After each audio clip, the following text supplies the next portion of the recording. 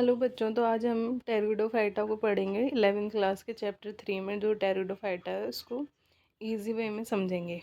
ठीक है, तो आज बात करते हैं हैबिटेट की। तो टेरिडोफाइटा को मैंने पिछले क्लास में बताया था कि क्या बोलते हैं, सरीसृप बोलते हैं। किसका? पादप जगत का सरीसृप इसको कहा जाता है, टेरिडोफाइटा को।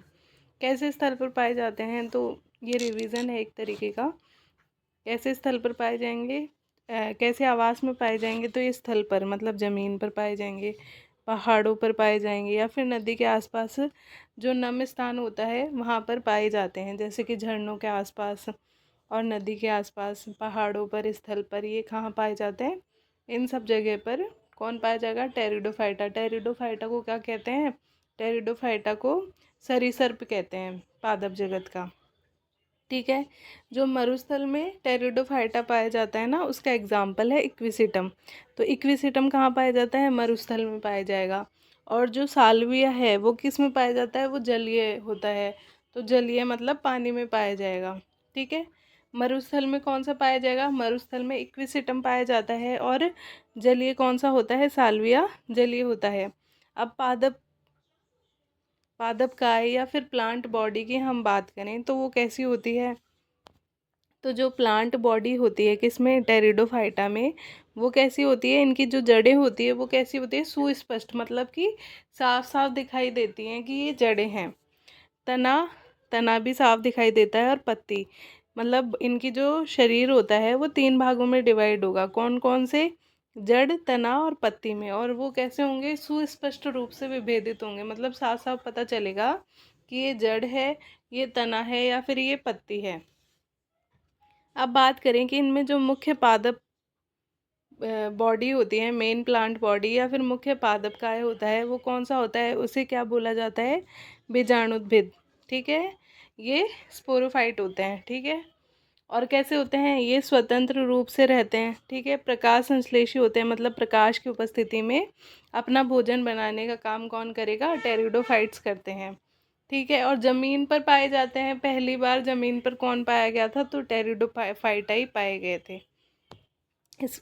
ठीक है, इनमें प्रकंद होता है। प्रकंद होता है, राइजोम प्रकार का तना इनमें मिलता है। ठीक है, उनमें कुछ पत्तियां कैसी होती है? बड़ी हो जाती हैं। तो बड़ी हो जाती हैं तो वो क्या कहलाती हैं? उनको बीजाणुपर्ण या स्पोरोफिल कहा जाता है। कुछ पत्तियां बड़ी होकर किसका निर्माण करेगी? बीजाणुपर्ण का निर्माण करेगी। और इनमें प्रकंद प्रेजेंट होता है, प्रकंद पाया जाता है, जो कि राइबोसोम्स प्रकार का एक तना होता है। इतनी बात समझ में आई आपको? अब बात करें कि इनमें कैसी जड़ें दिखती है। तो इनकी जो जड़ें होती हैं वो प्राथमिक जड़ें अल्पकालिक होती हैं, मतलब कि कुछ समय के लिए। देखो, प्राथमिक होती हैं, अल्पकालिक होती हैं, कुछ समय के लिए होती हैं। और जो कि अपस्थानिक जड़ों से क्या होती हैं?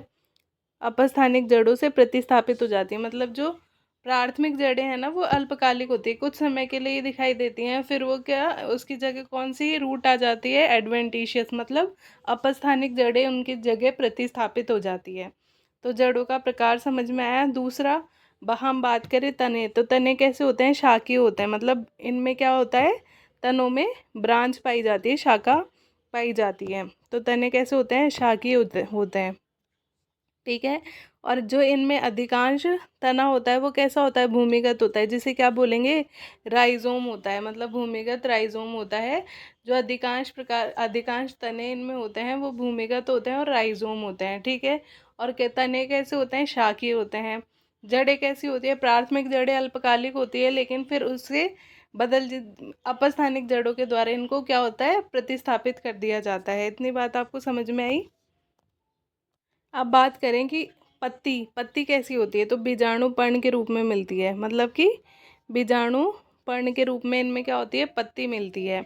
और पत्ती के नीचे की ओर क्या होता है? बीजाणुधानी या बीजाणुधानी का एक पुंज, मतलब कि ग्रुप पाया जाता है, जिसे क्या बोलेंगे? सॉरस कहेंगे।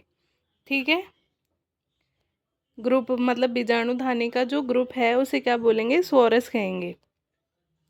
अब बात करें वेस्कुलर टिश्यू की, तो जो वेस्कुलर टिश्यू है सबसे पहले इनमें ही देखे गए थे। तो वेस्कुलर टिश्यू इनमें प्रेजेंट होते हैं। 2 प्रकार के वेस्कुलर टिश्यू होते हैं, एक तो होगा जाइलम और एक होगा फ्लोएम। तो हमने प्रीवियस ईयर में बात मतलब प्रीवियस ईयर की बात मतलब प्रीवियस क्लास में ये बात करी थी कि जो जाइलम होता है, जाइलम के नाम में ही जल है, मतलब स्टार्टिंग जैसे हो रहा है और जल भी स्टार्ट जैसे हो रहा है। तो इससे याद रखना हमेशा कि जो जाइलम है वो जल का परिवहन करता है या जल का संवहन करता है, ठीक है। जबकि जो फ्लोएम है, फ्लोएम किससे रिलेटेड है? फूड। फ्लोएम और फूड सेम सेम से लग रहा है ना, इसलिए फ्लोएम किसका परिवहन करता है? तो फ्लोएम किसका परिवहन करेगा? वो करेगा फूड का परिवहन। तो संवहन ऊतक दो प्रकार के होंगे, जाइलम और फ्लोएम। जाइलम क्या करेगा? सभी पार्ट तक क्या करेगा? जल को पहुंचाने का काम करेगा। और फ्लोएम क्या करेगा? सभी अंगों तक फूड को पहुंचाने का, न्यूट्रिशन को पहुंचाने का काम करेगा। इतनी बात समझ में आई? अब देखो, हमने अभी थोड़ी देर पहले बात करी थी कि जो कौन होता है, टेरिडोफाइटा का जो मुख्य पादप काय होता है या मेन जो बॉडी होती है वो स्पोरोफाइट होती है, ठीक है। जिसमें कि क्या क्या पाए जाएंगे? वास्तविक मूल पाया जाता है, तना पाया जाता है और पत्तियां अच्छी तरह से दिखते हैं, विभेदित होते हैं सुस्पष्ट रूप से। कौन? जड़, तना और पत्ती। जड़ को ही हम क्या बोलते हैं? मूल बोलते हैं, ठीक है। इतनी बात समझ में आई आपको? ठीक है। अब हम बात करें कि जो स्पोरोफाइट होता है, स्पोरोफाइट में बीजाणुधानी होती है, ठीक है। ये एक्स्ट्रा लिखा हुआ है ऐसे ही, रुको एक मिनट, इसको रिमूव कर देती हूँ। ये पार्ट ऐसे ही लिखा हुआ है, गलती से लिख गया है, तो इसको मैं एक बार रिमूव कर दूँ ताकि आपको पढ़ने में प्रॉब्लम ना हो, ठीक है। कोई बात नहीं, इसको इग्नोर करो यहाँ से। हम हाँ, तो हम आगे बात कर रहे थे कि जो स्पोरोफाइट होता है वो बीजाणुधानी, स्पोरोफाइट में क्या होती है? बीजाणुधानी होती है, जो कि पत्तियों की तरह बीजाणु पर्ण पर लगी होती है। जो स्पोरोफाइट में क्या होता है? बीजाणुधानी होती है, और ये क्या होती है? पत्तियों की तरह किस पर लगी हुई? बीजाणु पर्ण पर लगी होती है।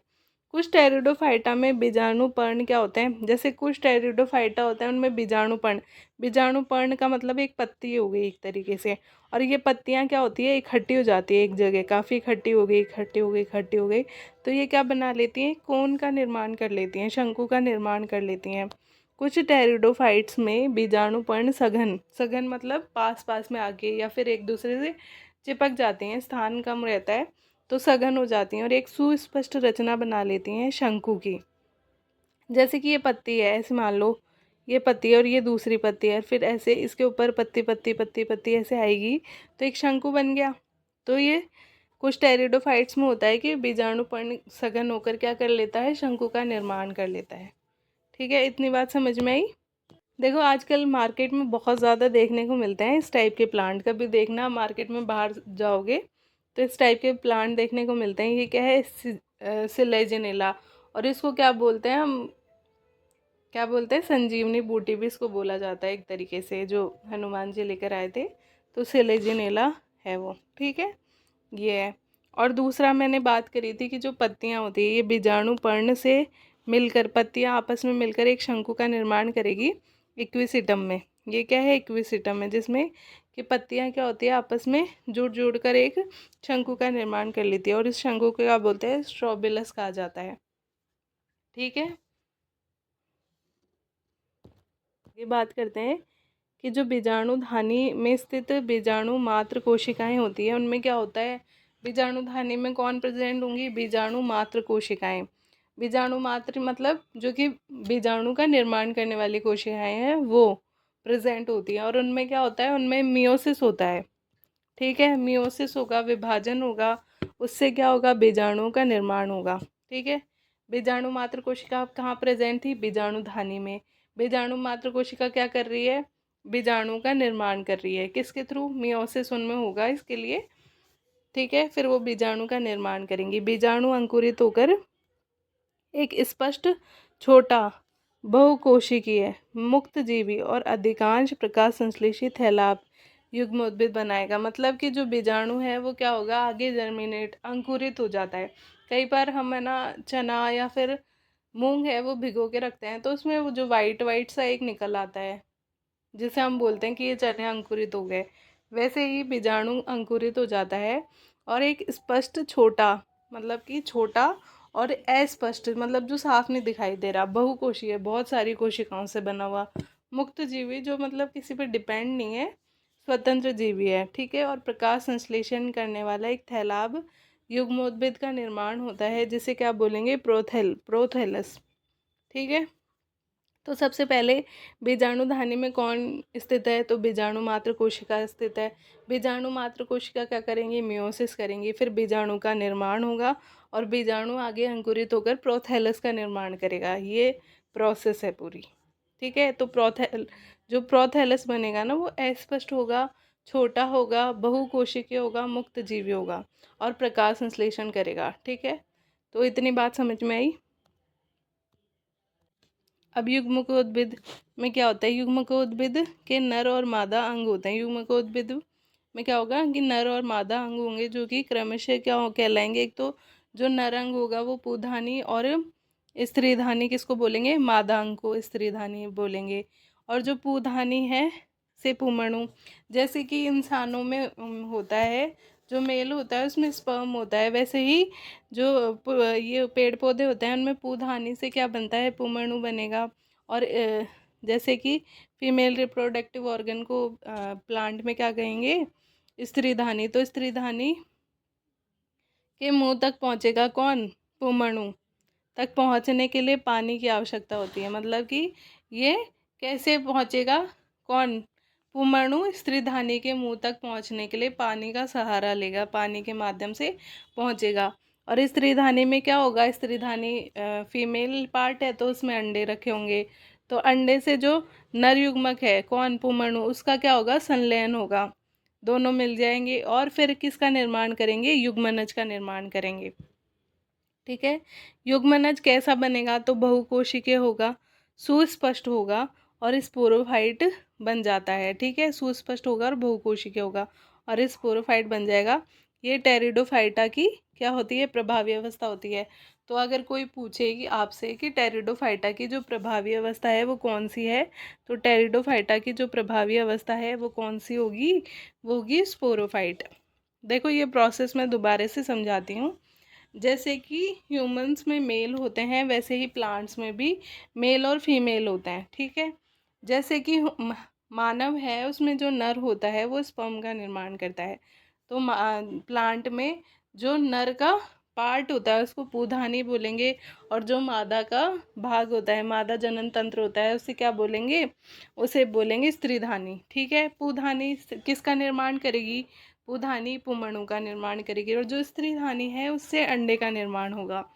तो पुधानी से जो पुमणु निकलेगा वो स्त्रीधानी के मुंह तक जाने के लिए किसका सहारा लेगा, वो स्त्रीधानी में अंडे पड़े हैं तो अंडे तक पहुंचने के लिए वो पानी का सहारा लेगा। फिर अंडे और नरयुग्मक जो कि पुमणु है वो संलयन करेंगे, मतलब आपस में संलयन करेंगे, फर्टिलाइजेशन करेंगे, और किसका निर्माण होगा, युग्मनज का निर्माण होगा, ठीक है। युग्मनज कैसा बनेगा, तो बहुकोशिकीय बनेगा और सुस्पष्ट स्पोरोफाइट का निर्माण होगा, ठीक है। और ये जो सुस्पष्ट स्पोरोफाइट है, ये टेरिडोफाइटा की क्या होती है, प्रभावी अवस्था होती है। आई होप कि ये प्रोसेस आपको अच्छे से समझ में आई होगी। मैंने बहुत कोशिश करी है इसको अच्छे से समझाने की, और ये सेशन अगर आप देख लेते हो तो मुझे लगता है कि अच्छे से याद भी हो जाएगा अगर एक दो बार देख लोगे तो। अब हम बात करते हैं कि टेरिडोफाइटा को कितने भागों में बांटा गया है। तो टेरिडोफाइटा को 4 भागों में बांटा गया है, ठीक है। पहला है साइक्लोप्सिडा, ठीक है। टेरिडोफाइटा में साइक्लोप्सिडा आता है। इसमें अधिकांश सदस्य कैसे होते हैं, फॉसिल्स होते हैं। फॉसिल्स क्या होते हैं, फॉसिल्स से आप क्या समझते हो कि फॉसिल्स होते क्या हैं, आपको ये पता है, फॉसिल्स क्या होते हैं, पता है क्या। फॉसिल्स वो होते हैं जो अब उपस्थित नहीं है, जैसे कि डायनासोर है, किसी ज़माने में पता नहीं कितने वर्षों, कितने लाखों वर्ष पूर्व वो प्रेजेंट था, लेकिन अभी नहीं है, ठीक है। अभी सिर्फ हम उसके जीवाश्म या फॉसिल्स हमें मिलते हैं कि हाँ ऐसा होता था कि पहले डायनासोर उपस्थित थे। वैसे ही प्लांट्स में भी ऐसा होता है कि जीवाश्म मिलते हैं कि ऐसे प्लांट्स पहले थे। तो वैसे ही साइक्लोप्सिडा के जो सदस्य हैं, ज़्यादातर सदस्य हैं वो कैसे हैं, जीवाश्म हैं, फॉसिल्स हैं, अब वो जीवित नहीं है। ठीक है। यह पादप जगत समबीजाणु होमोस्पोरस होते हैं और बीजाणुधानी स्पोरेंजिया तने और शाखा के अग्रभाग पर होती है। समबीजाणु क्या होता है कि जिसमें दोनों बीजाणु, जैसे नर हो या मादा, दोनों बीजाणुओं का जो आकार होता है या फिर आकृति वगैरह वो कैसी होती है, समान होती है। और जो इनकी बीजाणुधानी होती है वो तने या शाखाओं के कहाँ पर पाई जाती है, आगे के भाग में, अग्रभाग में पाई जाती है। ठीक है। और जो साइक्लोप्सीडा है उसका एग्जाम्पल क्या है, तो साइक्लोप्सीडा का एग्जाम्पल है एक तो राइनिया। राइनिया अब जीवाश्म है पूरी तरीके से, और एक है साइलोटम। साइलोटम याद रखना, साइलोटम और राइनिया किसका पार्ट है, कौन सी क्लास में आता है, साइक्लोप्सीडा में आता है। ठीक है। राइनिया और साइलोटम। राइनिया जो होता है वो जीवाश्म होता है। दूसरी क्लास है लाइकोप्सीडा होती है। कौन सी क्लास, लाइकोप्सीडा। ठीक है। लाइकोप्सीडा में बीजाणु कैसे होते हैं, समबीजाणुक और विषम बीजाणुक। मतलब कि समबीजाणुक है जिसमें नर और मादा दोनों बीजाणु कैसे सेम आकार के होते हैं, सेम आकृति के होते हैं, समान दिखाई देते हैं। जबकि विषम बीजाणुक में होता है एक छोटा हो गया, दूसरा बड़ा दिखाई दे रहा है। ठीक है। तो ये अलग अलग आकृति आकार के होते हैं, तो ये विषम बीजाणुक हो गए। ठीक है।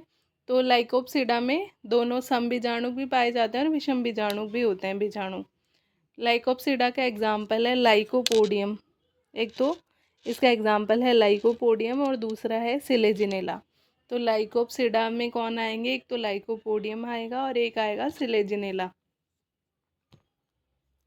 अब बात करें सिफेनोप्सीडा की। ठीक है। सिफेनोप्सीडा को क्या बोलते हैं, हॉर्स टेल। हॉर्स टेल भी कहा जाता है।